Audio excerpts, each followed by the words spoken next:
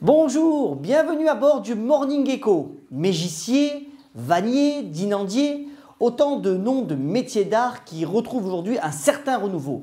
Et cela peut être une solution, ou ça l'est déjà, pour des milliers d'entrepreneurs. En effet, l'artisanat d'art connaît un nouveau souffle aujourd'hui depuis que le métier a été consacré notamment dans un décret de juin dernier et les salons ou les manifestations à son sujet se multiplient dans toute la France. Il s'agit en effet de mêler savoir-faire manuel, créativité, tout en intégrant les dernières techniques d'innovation. Et cela concerne aujourd'hui plus de 38 000 entreprises, un chiffre d'affaires de 8 milliards d'euros, 650 millions d'euros d'ailleurs sont consacrés à l'export. Bien sûr, dans ces chiffres, on exclut toute l'industrie du luxe. Les métiers les plus connus sont autour du travail du bois, notamment l'ébénisterie, mais aussi les bijouteries. Pourtant, l'artisanat d'art, c'est en tout 217 métiers différents répertoriés et 19 secteurs d'activité. Cela tourne autour de 3 grands pôles. D'abord, bien sûr, la tradition, c'est-à-dire en fait la reproduction d'objets suivant un savoir-faire bien maîtrisé.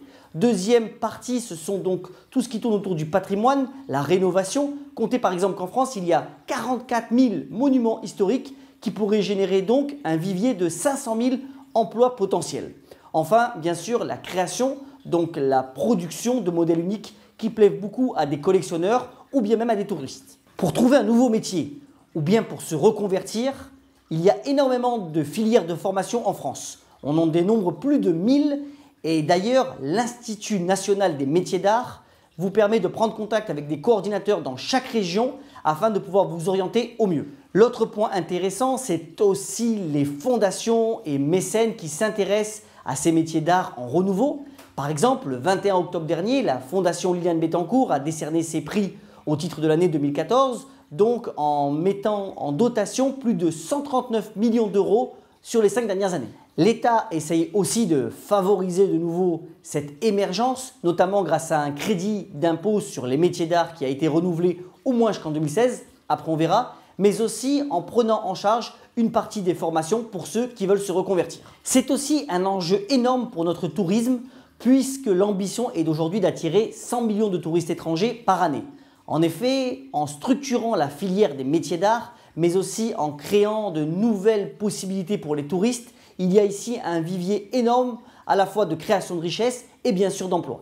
On pourrait par exemple penser à faire des routes sur les différentes spécialités des régions, mais aussi en créant de plus en plus d'ateliers interactifs qui permettent aux touristes de s'arrêter et donc de consommer.